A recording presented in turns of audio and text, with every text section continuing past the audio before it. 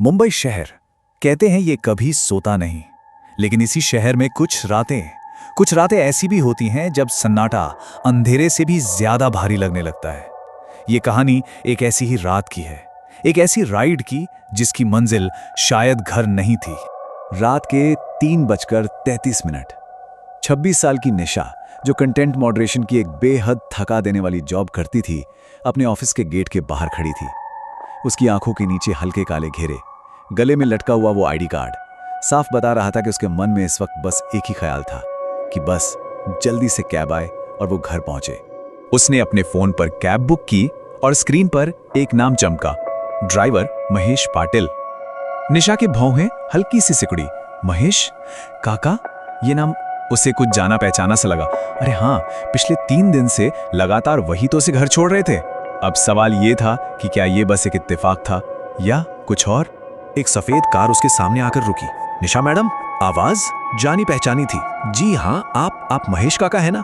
Driver ने एक हल्की सी मुस्कान के साथ कहा। मैडम, 3 दिन से तो रोज मैं ही छोड़ रहा हूँ आपको। वही पवई वाला रास्ता, सही है ना? निशा एक पल के लिए रुकी। उसे बिल्कुल याद नहीं था कि उसने कभी अपना इलाका बताया हो, पर उसने सोचा शायद ऐप पर सब दिखता होगा। उसने ज्यादा नहीं सोचा और यही शायद उसकी सबसे बड़ी भूल थी। गाड़ी धीरे धीरे चल पड़ी।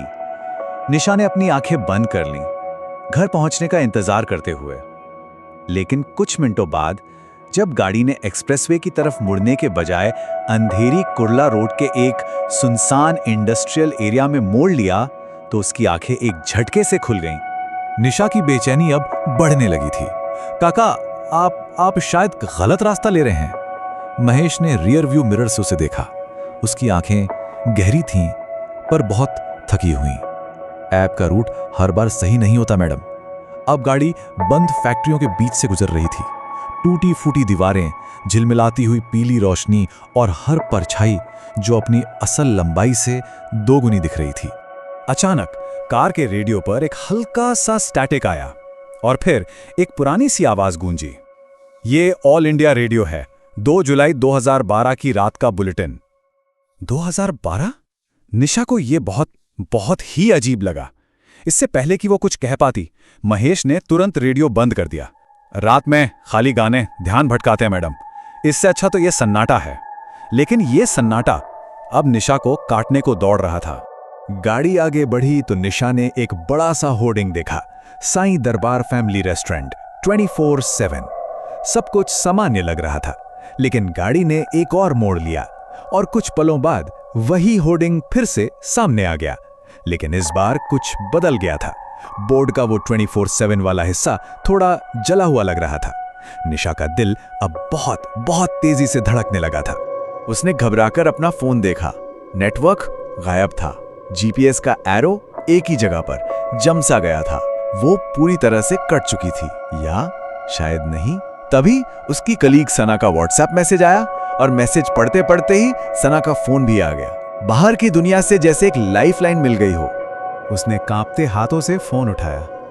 सना, मैं तो कैब में हूं, गेट से निकले मुझे। उसकी बात पूरी होने से पहले ही दूसरी तरफ से सना चीखी। कहां है तू पागली?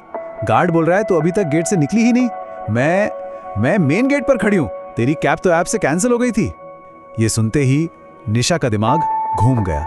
लाइन अचानक कट गई और फोन की स्क्रीन पूरी तरह से काली पड़ गई। फोन डेड हो चुका था। कभी उसके दिमाग में एक भूली हुई याद बिजली की तरह कौंधी। कुछ देर पहले उसने अपनी ट्रिप हिस्ट्री देखी थी और उसकी आखिरी पूरी हुई ट्रिप, ड्राइवर महेश पाटिल, तारीख 2 जुलाई पिछले साल, वही रूट, वही पता और लगभग वही समय। और आज भी तो तारीख 2 जुलाई ही थी। और फिर उसे एक सेव की हुई न्यूज क्लिप याद आई। एक ऐप कैब ड्राइवर की मौत, हाईवे पर एक छोटे से मंदिर के पास। पैसेंजर भाग गया था। केस आज तक अनसॉल्व्ड है। उस न्यूज की तस्वीर में जो चेहरा था वो कुछ महेश जैसा ही था। अब गाड़ी पवई के रास्ते की जगह मुंबई की सबसे बदनाम आर्य कॉलोनी के घने पेड़ों वाले रास्ते पर थी। अंधेरा यहां और भी गहरा था। सड़क के किनारे एक छोटा सा हनुमान मंदिर दिखाई दिया। महेश ने एक पल के लिए मंदिर की ओर देखा और फिर ऐसे नजर हटा ली जैसे उसे वहां देखने की इजाजत ना हो। निशा ने अपनी सारी की सारी हिम्मत जुटाकर कांपती आवाज में पूछा, काका, आप सिर्फ मेरी ही राइड क्यों लेते हैं? महेश ने बिना उसे देखे सड़क पर नजरें गड़ाए हुए जवाब दिया, मैडम, रात के इस पहर कुछ रास्ते कुछ लोगों के लिए बंद हो जाते हैं और कुछ लोग अपनी यात्रा के बीच में ही उतर जाते हैं। इसका क्या मतलब था? तभी आगे एक टिमटिमाती रोशनी दिखाई दी, एक पुलिस चौकी। निशा को उम्मीद की एक किरण दिखी। काका प्लीज गाड़ी रोकिए, मैं वहीं उतर जाऊंगी। महेश ने कार धीमी की लेकिन रोकी नहीं। जैसे जैसे वो चौकी के पास पहुंचे, बत्तियों की रोशनी धुंधली होती गई, पुलिस वालों की परछाइयां पारदर्शी होने लगीं और फिर सब कुछ हवा में गायब हो गया, जैसे वो कभी था ही नहीं। गाड़ी एक सुनसान फ्लाईओवर पर चढ़ गई। तभी डैशबोर्ड की डिजिटल घड़ी में समय दिखा 3:33। सेकंड का अंक एक ही जगह पर बस चमकता रहा, जैसे समय रुक गया था। आप कौन हैं? निशा ने आखिरकार पूछ ही लिया। महेश हल्के से मुस्कुराया, पर उसकी मुस्कान में एक अजीब सी उदासी थी। ठीक 1 साल पहले इसी रात इसी समय किसी ने पीछे से टक्कर मारी, गाड़ी पलट गई और पैसेंजर भाग गया। एम्बुलेंस आई पर तब तक बहुत देर हो चुकी थी। ये सुनते ही निशा के होश उड़ गए। वो अब जान चुकी थी कि वो किसके साथ बैठी है। गाड़ी रोको, मुझे यहीं उतरना है, वो चीखी। महेश ने ब्रेक दबाया, पर कार अब उसके काबू से बाहर हो चुकी थी। वो धीरे धीरे फिर से आगे बढ़ने लगी। मैडम, मैं भी ये सब रोकना चाहता हूं, पर मैं खुद भी तो इस रास्ते पर कहीं अटक सा गया हूं। डर के मारे निशा ने रियर व्यू मिरर में अपना चेहरा देखा।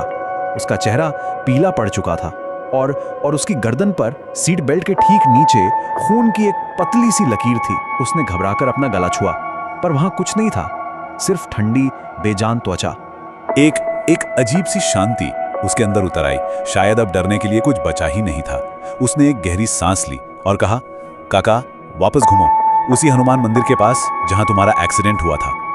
महेश ने स्टीयरिंग व्हील को कसकर पकड़ा, जैसे उसे भी एक रास्ता मिल गया हो। फिर धीरे से कार ने यू टर्न लिया। गाड़ी मंदिर के पास आकर रुक गई। इस बार वो सच में रुकी। निशा ने दरवाजा खोला और मंदिर की ओर बढ़ी। उसने वहां पड़ी घंटी उठाई और अपनी पूरी ताकत से बजाई। घंटी की आवाज गूंजती रही और तभी उसे एक और आवाज सुनाई दी, मैडम, ओ मैडम, उठिए। निशा ने आंखें खोली। वो ऑफिस के गेट के पास एक बेंच पर थी और सिक्योरिटी गार्ड उसे जगा रहा था। वो झटके से उठी। उसने फोन देखा, रात के 2:30 बजे, बैटरी 57%। सब कुछ नॉर्मल था। तभी सना भागती हुई आई। पागल है क्या? मैं कब से गेट पर इंतजार कर रही हूं, तेरी कैब तो बुक ही नहीं हुई थी। निशा कुछ बोल नहीं पाई। तो क्या वो सब एक सपना था? एक तरफ थी उसकी यादें और दूसरी तरफ हकीकत, या जो भी सना कह रही थी। दोनों बिल्डिंग की लॉबी की तरफ चल पड़ी। सब कुछ सामान्य लग रहा था जब तक उसने अपनी फोटो गैलरी नहीं खोली। लिफ्ट के पास पहुंचकर निशा ने एक आखिरी बार अपना फोन चेक किया। एक अजीब सी धुनक में उसने कांपते हाथों से फोटो गैलरी खोली। गैलरी में सबसे ऊपर एक नई तस्वीर थी। टाइम स्टैम्प सुबह के 3:33। फोटो कार के अंदर से ली गई थी, पीछे की सीट से।